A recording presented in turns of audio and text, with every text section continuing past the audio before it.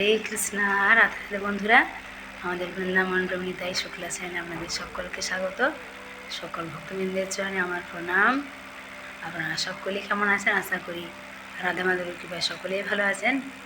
তো আজকে আমাদের ভক্তবৃন্দ যাবে বর্ষানা নন্দগ্রাম। তো আজকে সেই সকালে উঠে গেছি আমরা 4:15, তারপরে স্নান করে মঙ্গল আরতি করে রান্না বসানো হয়েছে। প্রভু তো কালকে রাত্রেবেলা সবজি সব কাটিং করে রেখেছিলেন আমান্য করে।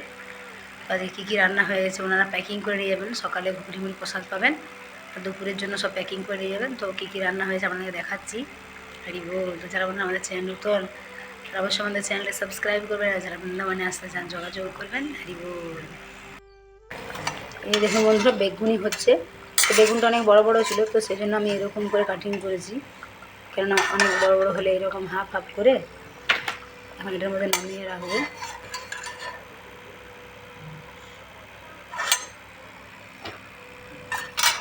আরও আছে কতগুলো, এগুলো করে নেব। সেদ্ধ হয়ে গেছে। এখানে কী কী আইটেম হয়েছে দেখুন। এখানে যে সকালে মুড়ি খাওয়ার জন্য হয়েছে, এই যে মটরের ঘুগনি, এই যে সব গরম এখন একদম মটর আলুর ঘুগনি হয়েছে। আর এই যে বেগুনি ওখানে দেখালাম, আর এই যে পাঁপড় রয়েছে, আর এটা একটা সিম আলু, হ্যাঁ প্রভু, টমেটো দিয়ে একটু ভাজির মতো, একটু মানে হালকা সে শুকা সবজি হয় সেরকম বানিয়েছে। আর এখানে একটা সবজি আছে, এটা এখন এই যে মিক্স সবজি হয়েছে আজকে। মানে এখানে অনেক কিছু আছে, হ্যাঁ আলু আছে, গাজর আছে, কাঁচা কলা আছে, বেগুন আছে, হ্যাঁ অল্প একটু বাঁধাকপিও দিয়েছে, লৌকি, মানে সব মিক্স করে একটা মিক্স সবজি হয়েছে। তো তারপর আমি এখন করে নেবো, তারপর অন্নটা হবে লাস্টে, কারণ ওরা তো প্যাকিং করে সব নিয়ে যাবেন, দুপুরে প্রসাদ পাবেন। তো অন্নটা এখন করব, তারপরে সব প্যাকিং ভগবানকে ভোগ নিবেদন করে সমস্ত কিছু প্যাকিং করে দেবো দুপুরের জন্য। হরি বল। সব রেডি হয়ে গেছে, এখন আমি প্যাকিং করবো। যেহেতু এরা 7 জন, তো এটার মধ্যে অন্ন দেবো, এটাতে ডাল দেবো, হ্যাঁ এটার মধ্যে সবজি দেবো, আর এইগুলোর মধ্যে একটাতে পাঁপড় থাকবে, হ্যাঁ একটাতে ভাজি থাকবে, আর একটাতে থাকবে বেগুনি, এরকম করে থাকবে। হরে কৃষ্ণ। রাধে রাধে বন্ধুরা। তো আমাদের তো সকাল থেকে সমস্ত রান্না হয়ে গেছে। দুপুরের জন্য আমি ভগবানকে ভোগ নিবেদন করে সব প্রসাদি করে আমাদের প্যাকিং করে দিয়েছি। তো আমাদের ভক্তরা এখন ঘুগনি মুড়ি শশা আপেল সব প্রসাদ পেলেন। তো ওনারা এখন বর্ষা নন্দনকানন যাবেন। মাতাজি কেমন লাগলো? হরি বল। কেমন লাগলো আজকে সকালের প্রসাদ? তো ওনারা এখন দর্শন নেবেন। আজকে তো অনেক কুয়াশা দিয়েছে, তো তার মধ্যে ওনারা সব দর্শনে যাবেন। প্রভু কেমন লাগলো আপনাদের? হরি বল। এই দেখুন বন্ধুরা, আমাদের ভক্তবৃন্দরা গাড়িতে সব উঠে বসছেন, কারণ সবাই সোয়েটার চাদর সব নিয়ে নিচ্ছেন, আজকে অনেক ঠান্ডা। এখানে বন্ধুরা যারা মাঝে বসছেন, গাড়ির মানে কাঁচ লাগানো হয়ে গেছে, কেননা এত কুয়াশা দিয়েছে আজকে।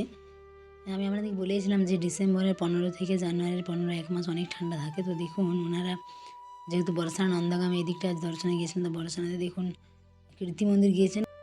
রাধে রাধে।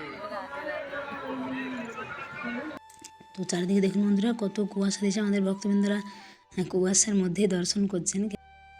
আগের বছর বন্ধুরা 15 ডিসেম্বর থেকে 15 জানুয়ারি এরকম অনেক ঠান্ডা পড়েছিল, খুব কুয়াশা। তো এবছরও সেম অবস্থা, 13 ডিসেম্বর থেকে ঠান্ডা। তো আজকে প্রায় 20-21 তারিখ হয়ে গেল। তো দেখুন কত মানে চারিদিকে কুয়াশা, কিন্তু কুয়াশার মধ্যেও অনেক ভক্তবৃন্দরা এখন আসছেন, কারণ এই ডিসেম্বরের লাস্টে এই সময়টা অনেকের ছুটি থাকে, অনেকের এক্সাম হয়ে যায়। তো এই সময় অনেক ভক্তবৃন্দরা আসে বৃন্দাবনে। আর আমাদের ভক্তবৃন্দরা যে এসেছেন কলকাতা থেকে, ওনারা কিন্তু খুব আনন্দ করেছেন, কারণ বাড়ি এসে বললেন যে খুব সুন্দর দর্শন হয়েছে এবং অনেক মন্দির দর্শন হয়েছে, প্রভু অনেক মন্দির দর্শন করিয়েছেন। দেখুন ভক্তবৃন্দরা এসে যখন খুশি হয়, তখন আমাদেরও অনেক বেশি ভালো লাগে। হরি বল। রাধে রাধে। তো এখন আপনারা বন্ধুরা কীর্তি মন্দিরের ভেতরটা দর্শন করুন। আবার যেমন আমাদের বৃন্দাবনে যে প্রেম মন্দির রয়েছে, সেখানে যে রাধাকৃষ্ণ রয়েছে, কীর্তি মন্দিরও দেখুন এরকম রয়েছে চারিদিকে এরকম, কারণ কৃপালু স্বর মহারাজ উনি এই কীর্তি মন্দির প্রেম মন্দির এগুলো নির্মাণ করেছিলেন।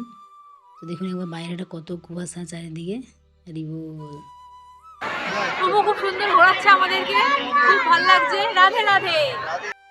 তোমাদের ভক্তবৃন্দরা অনেক নৃত্যও করেছেন চারিদিকে। দেখুন এগুলোই ওনারা ফটো ভিডিও করে যখন নিয়ে যাবে ওনাদের পাড়া প্রতিবেশী মানে আত্মীয় স্বজনকে যখন দেখাবে, তখন ওনাদেরও খুব ভালো লাগবে।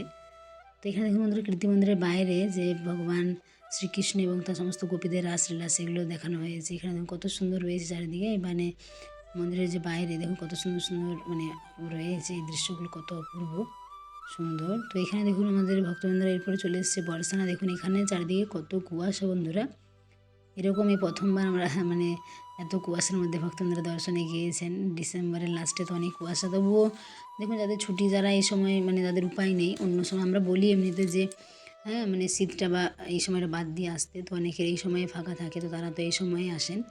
তো এনাদের যে গ্রুপটা, এনারা এখন কয়েকদিন থাকবেন, তারপরে আবার ডিসেম্বরের লাস্ট উইকে আরেকটা গ্রুপ আসবে। তো তখন তো অনেক কুয়াশা, কি জানি না। হ্যাঁ, ওইভাবেই দর্শন হবে। তো আপনারা দর্শন করুন রাধারানীকে। রাধা রানী কি যায়, বাসানে বালি কি যায়। তো দেখুন বন্ধুরা, যে বর্ষানাতে যে বাইরেটা একবার দেখুন, চারিদিকটা কত সুন্দর লাগছে চারিদিকে। এখানে অনেক ভক্তবৃন্দরা আসে। বর্ষানাতে তো খুব ভিড় হয়, মানে প্রতিদিনই, যেমন বৃন্দাবনে আমাদের বাঁকে বিহারিতে ভিড় হয়, হ্যাঁ, তেমনি বর্ষানাতেও খুব ভিড় হয়। তো অনেক ভক্তবৃন্দরা দেখুন এখানে নৃত্য করছেন।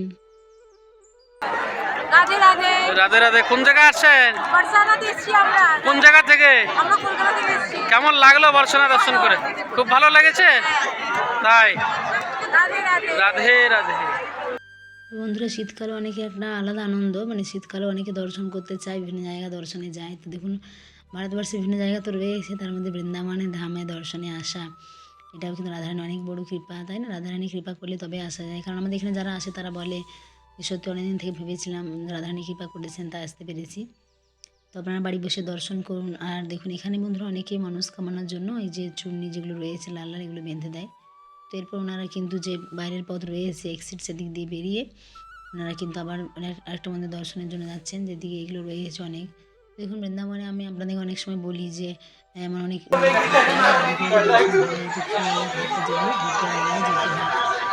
অনেকে বয়স্ক থাকে, তাদের অসুবিধা হয়, শক্তি সামর্থ্য তাদের পক্ষে দর্শন করার অসুবিধা, কেননা হেঁটে তো সব জায়গা অনেকে যেতে পারে না, তাই না? তো এরপর আমাদের ভক্তবৃন্দরা আরেকটা মন্দির চলে এসেছেন। হ্যাঁ, তো পরপর আপনারা বাড়ি বসে দর্শন করুন। এনারাও কিন্তু দর্শন করে অনেক খুশি, অনেক সন্তুষ্ট হয়েছেন। তো আবার ওনারা পরপর, মানে এখন কয়েকদিন যেহেতু থাকবেন, প্রতিদিনই দর্শনে বেরোবেন। তো এরপরে ওনারা এসেছেন যে দানগড়।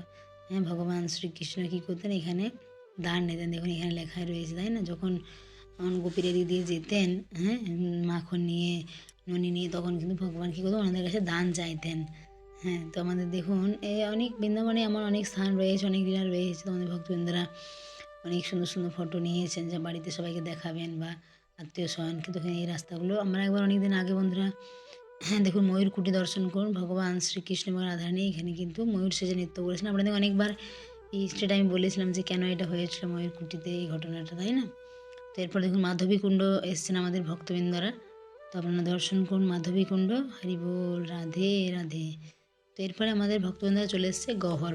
তো এইখানে বন্ধুরা ভগবান কী করেছিলেন, একবার সন্ধেবেলা হয়ে গেছিলো, রাধারানী অনেক সুন্দর শৃঙ্গার করে এসেছিলেন।